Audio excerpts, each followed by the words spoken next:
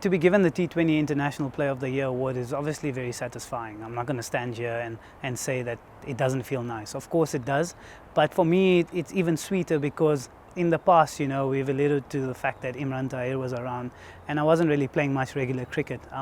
And previously we had the 50 over World Cup, so we were always playing our regular squad in 50 over cricket and giving the additional squad members like myself some game time and experience in T20 cricket. So for me that's really satisfying, that it almost went under the radar, so much so that even I was shocked when I first broke into the top 10 rankings because I didn't consider myself a regular in the international team. But having reflected on that, I realized that I was actually getting some game time in T20 cricket, and hence, I managed to climb up the rankings and stuff. So yeah, it's really nice to be able to be recognized, for this award. To be recognized as a T20 International Player of the Year, especially in a T20 World Cup year, that's quite satisfying, and it's nice to be able to hopefully go into the tournament with some confidence.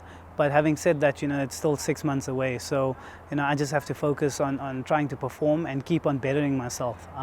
If I've got to this stage, this is not where I want to stop. I want to keep on improving and hopefully get to the World Cup if selected in even better form than I am at the moment. So yeah, really looking forward to that. But yeah, not thinking too far ahead, to be honest.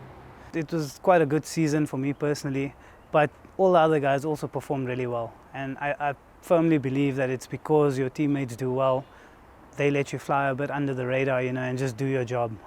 So yeah, I think overall as a team, we're in a good space at the moment. And yeah, really happy with the way this previous season went for me.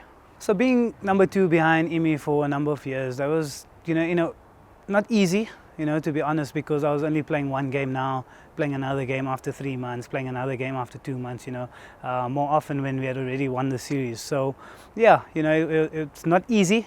I firmly believe that you can only learn about yourself and improve when you're playing regularly. Make a mistake in a game on Wednesday and have a chance to improve on that and better yourself on Friday.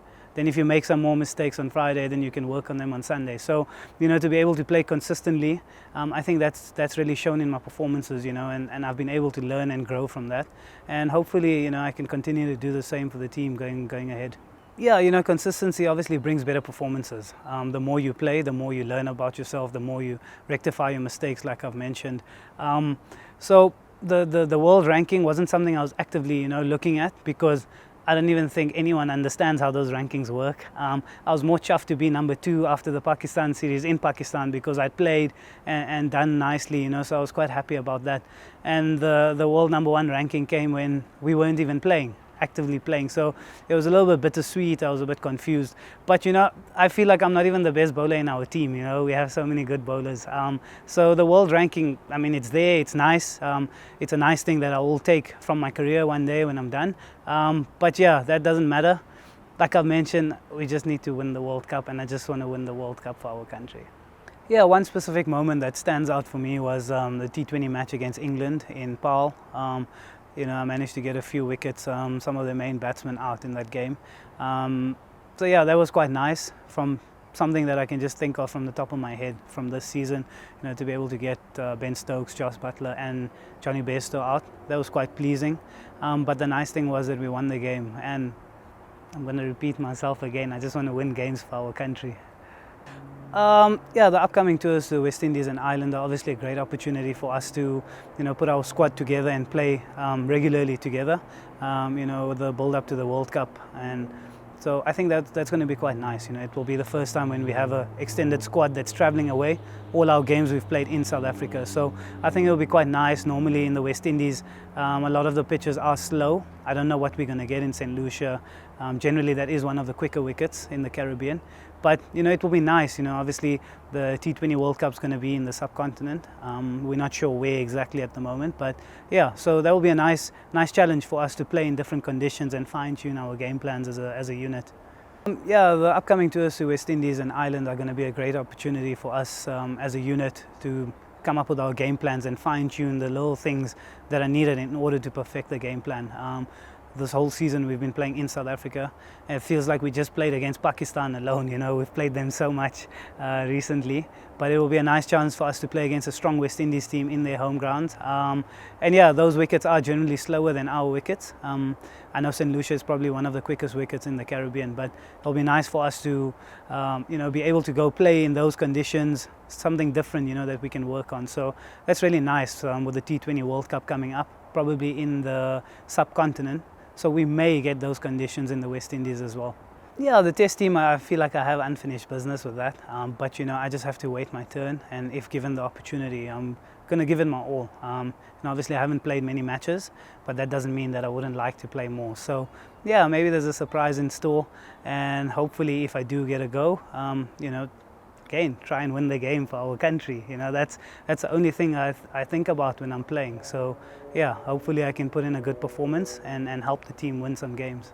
I think the role of a spinner is very important in the West Indies, especially the way they play cricket. You know, they speak about calypso cricket, high octane, they just play a lot of big shots and stuff. So, especially, you know, you come into the game quite a lot. Having played in the CPL for about 3 or 4 years in the past, you know, that's what I've noticed. A leg spinner or a spinner definitely can turn a game against a team like the West Indies.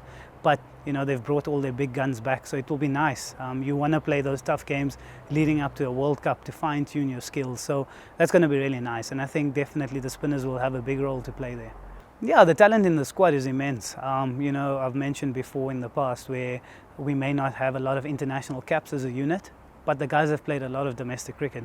We know what the guys are capable of that are in the squad. We know the skills that the guys have, and that's what gives us confidence. You know, in the past we've had big name, very huge name players, and you know, everyone's eyes on them. So maybe it's not a bad thing for us to just fly under the radar a bit, knowing that the firepower that we have in the squad and the skill that this young unit has, that's really exciting for me. And you know, I think we're going to surprise a few people.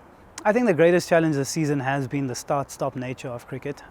You know, as a player, you get into a groove, you start training, and no amount of training can replicate game situation. So you start training, you play a series, and then there's a big gap, you know. So that's been quite frustrating, and obviously living in bubbles and things does take a toll. Yes, we're really fortunate and we're blessed that we live in the best of hotels and with the best of conditions that are possible for us to get. But you know, if something is repeated over and over again, and what's happened now, we were always away from home quite a bit, but because of bubbles and extra quarantine, that kind of stuff adds up, you know. There's more and more time away from home.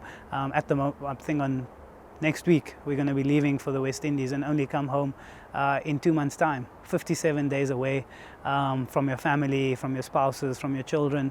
You know, if you put the human element to it and think about that, that's quite hard for anybody to do.